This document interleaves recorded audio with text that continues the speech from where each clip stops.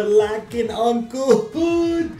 Welcome back, baby. Welcome back. www.theunclemikeshow.com is back and about to go viral. We've been on a 2-week hiatus. Why? This summer, Jessica Sanchez has us booked all kinds. We had to run around through a couple of cities, make sure everything is on point. For that, we do apologize, but we are back bigger and stronger. So many interviews in the mobile studio already in lockdown, and tonight's episode, I just can't wait to get to it. But before we do, quick little shout out to every single one of you that keep showing us love from coast to coast, baby. LA to Chicago. To do a podcast without sponsorship, it just doesn't make sense. And I want to say thank you to every single one of our sponsorship team, especially our main sponsors, www.oneorder.ca. In the southwest corner, the lovely Jessica Sanchez. What's going on, sweetheart? A lot of things. Well, first of all, summertime. Yesterday, I believe, not yesterday, 2 days ago was the first day of summer. Are you excited that the summer is here? Summer's finally here. We have so much to talk about, so let's not waste too much time on the weather, because Jessica used to be the weather girl in San Diego, so sometimes she gets emotional when we talk about the weather and whatnot. The coast to coast of the week, I'm going to put it out straight. When I saw this picture, I don't know who sent it to us, where they found it, and who this person is. So right now, I need the entire Uncle Hood community to work for the Uncle Mike Show. Please and thank you. Who the hell is this lovely señorita? Look at that posture. Look at those arms extended. Of course, safety is an issue, so she does have a helmet, because I don't know if she falls what that helmet is going to do to her upper body, to her legs or whatnot. But as a coast to coast, it's just phenomenal. We never want you to put your life at risk to get a beautiful coast to coast, but if you do and you miraculously are able to send it to us, we would happily share it to our community. But this one here has to be top 5 in my opinion, and the most extreme version of the coast to coast. If you find one in your camera roll, theunclemikeshow@gmail.com, make sure you send it to us and we will happily make it a part of our podcast. It is Thursday and it happens to be 3:37 p.m. What the hell are we doing on at 3:37 p.m.? This is uncharted territory right now. But every single year we do something that we've never done before. And right now, put it in the books, baby. Has the Uncle Mike Show ever aired afternoon podcast? The answer, abso-freaking-lutely, baby. Live from the beautiful city of Toronto. Toronto. And now, let's get to the Throwback Thursday edition of the Uncle Mike Show.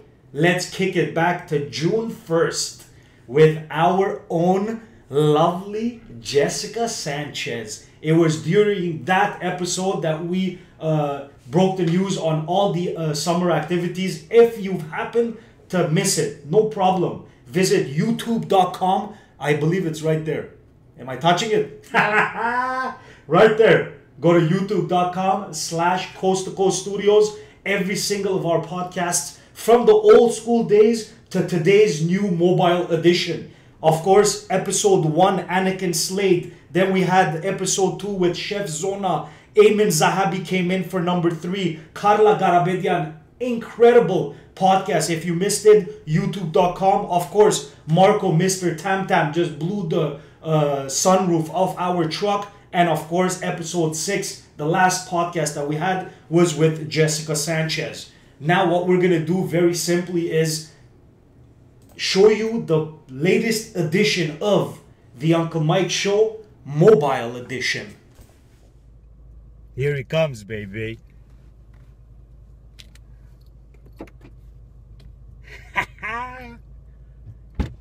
Shaquille Finn in his house, baby. What's going on? What's going on? What's up, G? I'm good. Just How's everything? Good, man. You know, life is good. Everything's good. Let's put on the seatbelt before we get in trouble. Last time I saw you, you were not a champion yet. No, exactly. So yeah. Right now, you are considered the Canadian super middleweight champion. Exactly. How the fuck does that feel, bro? It feels good, man. It feels really good. You know, like a lot has changed since I won the belt. People recognize me a little bit more, and you know, I can do a little more stuff, and it feels good. I feel like I love it. I love it. How much more are you gonna push for bigger and better things? Yeah, so this is just like winning the Canadian title was just really the first step, right? I knew that I'd become champion one day, and I became champion last February. So I mean, now I'm just trying to get every single belt. Now, like, I want to be North American champion maybe by the beginning of next year, end of this year. Okay. And then I want to go for the world title. Like, that's the ultimate goal. So being world champion and then building my legacy from there. Donnybrook Boxing. What is this? So me and my coach, Ian McKillop, we were always gym hopping. Not gym hopping, but I was at the Grants. I was training there. It wasn't really my gym because I wasn't signed with them, but it was my home. Of course. I would train at Hard Knocks, which is Herbie Wine's gym in St. Henry. Okay. I would train at a couple different gyms, you know, but we didn't have a gym to call really our own. Okay. So we seen the location, and we were like, oh, let's start a gym. So we have a guy, another partner of ours, name's Chris. Okay. We all put in a little bit of money, and we basically got some equipment, and Donnybrook started off. You know, we had basically it became a family already, bro. It's been 6 thank months. God for social media. We're able to follow all your and Samantha Romiti. Oh, Samantha Romiti is the best. What a doll this girl she's is, the best. She great coach, great person having a gym. She helps out a lot when I can't be in the gym. Because I'm busy boxing. Absolutely. She always covers for me. She's definitely a huge help in the gym, and she has a great personality, so it matches the gym too. Of course, we use the word champion, but I see you're still there passionately teaching youngsters, ladies, men, whoever wants to learn the art of boxing, you're there as passionately trying to teach them.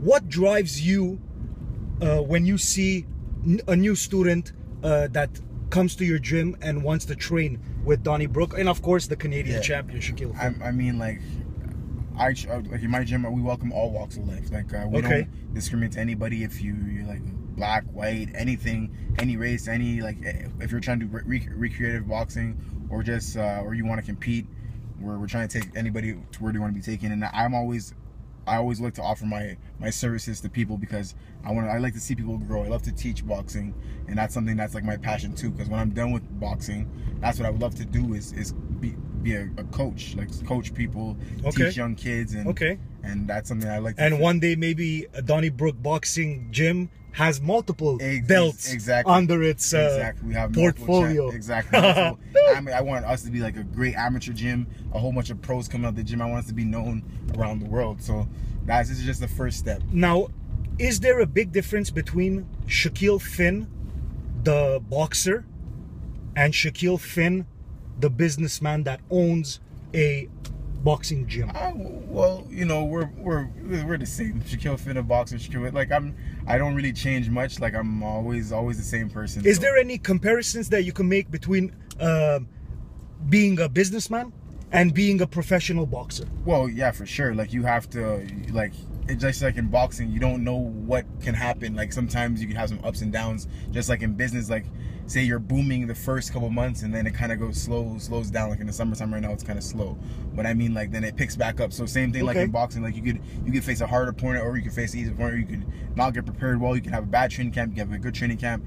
So business is like that. It's kind of up and down a little bit, just like boxing is, and you have to work hard. Absolutely. Have to work hard. In anything you do, if you don't work for it, don't expect it to be handed to you. You know what I mean? Exactly. And that's how it goes hand in hand. So like being a boxer helped me be a business guy, a businessman too, and it helps me run my business as well. The last time you came to the studio, you had a lovely, a significant other. Your beautiful girlfriend. I just saw her again. Yes, Val. How much has she inspired you? How much does she help you relieve the stress when you need to downshift? Well, just like I've talked about her last time, she's the best. We you know, we're living together now, and so like it's is we get to see more of each other, and Absolutely. she helps me. She understands me, especially when I'm cutting weight. She knows that I'm not a nice person sometimes. Like we've seen you all, bro, when you guys are cutting weight, so and it's a different eye game we're talking to, bro. But it makes sense, you know what I mean? Because you're depriving yourself. You're trying to do something that's pretty hard to do, in my opinion. Forget about the fight. Maybe the training, yes, granted, because the way you guys train is just remarkable. But the cutting weight, in my opinion, is, I think, the hardest part on your anatomy. Most definitely.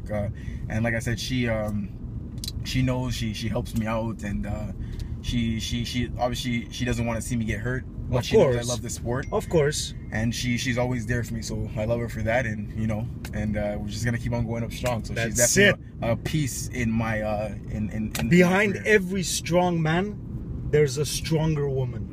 Yeah, and then that's what they say, my man. Yeah, that's what they say. Is she a tough little cookie? Has she ever put on the gloves and? I have to teach my classes right at the gym, and she comes to all my classes, and she loves it. So it's good. Yeah, good. Very good. Talk to us about last night's second round victors. Yeah. How easy was that? Look, I don't want to say easy, but that was fucking easy, bro. You know what I mean? But maybe you made it look easy. Yeah. You know? I mean, like, a lot of people are saying, yo, Shaq, who's this guy you fought? He didn't look that good or whatever. But I mean, like, the guy was an experienced veteran. He had over, like, almost 50 fights. Okay. He was 33 wins, 19 knockouts. That's more knockouts than I have fights. Imagine. So the guys, he fought against Jean Pascal. He's fought for a world title. He fought against different guys. Last year he fought against a guy named Schiller, one of my buddies. He actually knocked Schiller down, and Schiller ended up knocking him out. So I mean, like, this is a guy that I couldn't take lightly in training. We just prepared well. I had a great training camp. Spar with some of the best guys you can spar with, and I even went to Mexico for a week to go get a train down there with a. You were there, I think, for Cinco de Mayo, right? Exactly, it was great. So I was well prepared. I came in to fight well prepared, and I did what I did, and I finished the guy in 2 rounds, and that was it. It doesn't mean that they can't take away from anything from the guy. Absolutely not. I feel it's what I did and how I prepared, and I was well prepared. That's why when we were looking at I want to just put it out there, that last picture you posted on thing has to be a poster. Yeah. It has to be a poster. I think Manny was the one that took that picture. Manny, what a remarkable shot. Your coach is there in the background like this right next to you.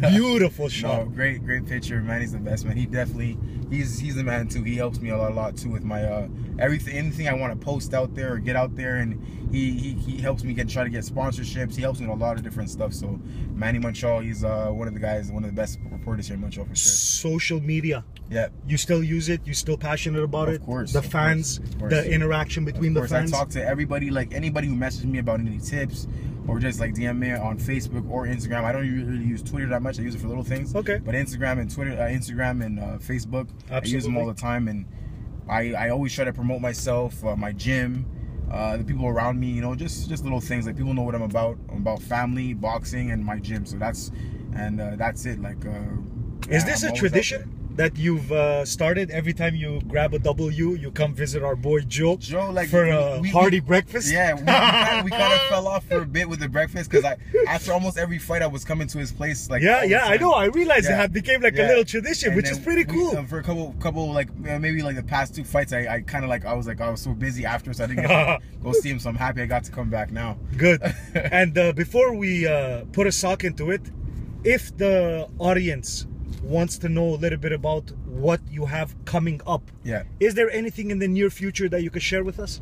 Right now we're trying to finalize a deal, a promotional deal with Jim Groupie Michel. Okay. Which is like one of the biggest promoters in Canada, in North America.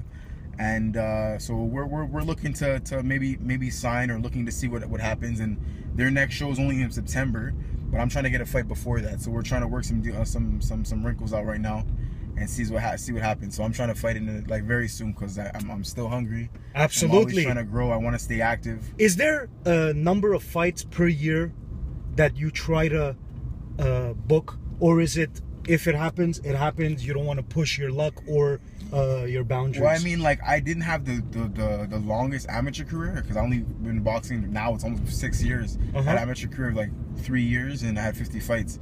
So my coach is really trying to keep me active. Last year, for the past 2 years, I've had 6 fights per year, which is enormous. It's crazy. That's crazy. People don't hear about that kind of stuff. Yeah. and I did it all without a promoter and stuff like that. So people are like, wow, Shaq, you're really getting all these fights. And now guys are really starting to recognize me. And I've had 3 fights this year already. So do you think there's one more before the end of the year? I'm looking to have maybe 2 or 3 more. That's what I want. 2 or 3 before the end of the fucking year? Yeah, that's what I'm. Wow. That's what I'm looking at. Okay. That's what I really want. And then, you know, it'd be perfect for me just to keep growing because I'm still growing as a fighter. I think you gain also some kind of respect from your peers. Most definitely. When you keep on agreeing to fights on short notice. Yeah, I like me, I'm always ready. I'm always in the gym. Is there a different type of preparation on a short amount of time compared to let's say you know you're going to be fighting in 2 months or 8 months? The preparation. Yeah, for sure. Is it a little different? Which one would be harder to prepare for? Well, I mean, like me personally, because I never really had any fights where there were 8 months, like they're so far apart. I'm always fighting, so you've never had that experience yet. It's not yet. So I guess when it comes time to me facing like a huge opponent where I know I can only fight, I'm only fighting that guy this time. Okay. Then I'll know how it feels. But right now, it's like I'm always in shape. I'm always ready to train, and I'm always ready to fight. So I mean. Right now, it's just I'm always training. I'll take little breaks after fights, like a week off, and then I'll get right back in the gym. How beautiful is it that when I'm going to talk about our circle of boxers 4 years ago. Do you remember when we had done that boxing week and we had all boxers that came in, and Francis Lafreniere, he's now champion. Yeah, champion. Eric Bizzo, champion. Yeah. Jonathan Dabilla, IKF 2015 champion. Shaquille Finn, champion. Do you think it's after you come onto the Uncle Mike show that you guys become champion? Is there any connection between the Uncle Mike show? Hey man, it might be something. You might bring us a little something. I don't know. Wow. Another one in the books. Mike, the Uncle Mike show. Mobile Edition episode 7 is now been archived. Thank you very much to the Canadian super middleweight champion Shaquille Finn for coming in. Well, no, let me just rephrase. This was our second hijack interview. What is the difference between a regular mobile interview and a hijack interview? The guest has no idea we're coming to hijack them, and he was having a great breakfast at his friend's house, at our friend's house, an old guest in our studio, Mr. Joe. Thank you very much for that delicious breakfast after we hijacked the Canadian champion, Shaquille Finn. Thank you very much. And now for next week's guest, the man himself, baby, Ryan Stevenson. He's coming into the studio. He's already been in the mobile studio. He's been a guest numerous times in the old studios. And now next week on www.theunclemikeshow.com, we'll go rolling around the city of Montreal with the one and only Ryan Stevenson.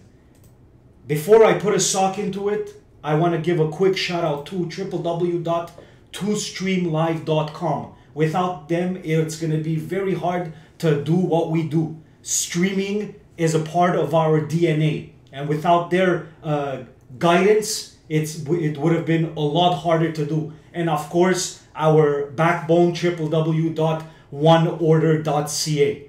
Now, a lot of you have been wondering, how the hell is the Uncle Mike show going live at 3:30 p.m.? Because tonight at 9 p.m., we will be about 30 minutes outside of the city of Laval. And why are we going to Laval? It's le Festival Arménien 2017. And I am honored, not only honored, privileged to be the MC on Friday night, the June 23rd, for the comedy night with It's Antic, straight from Los Angeles, and his crew of the Demk show.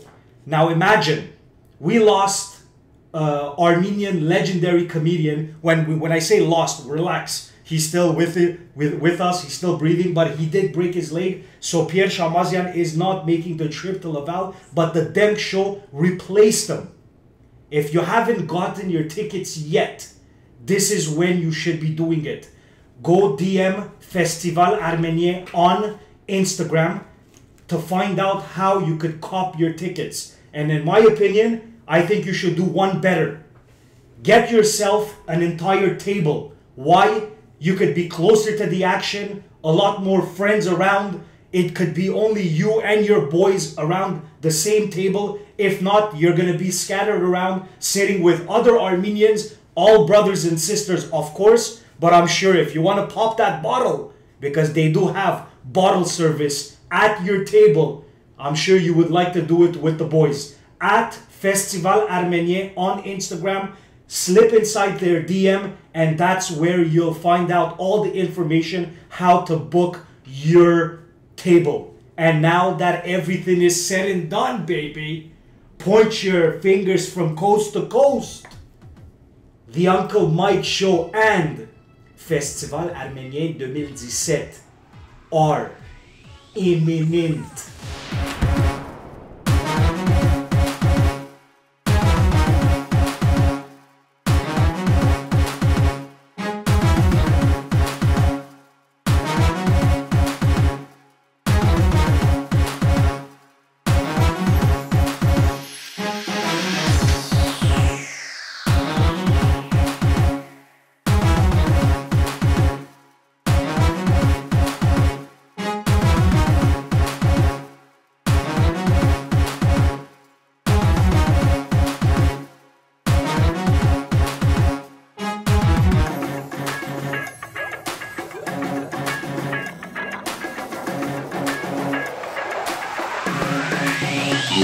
Yeah.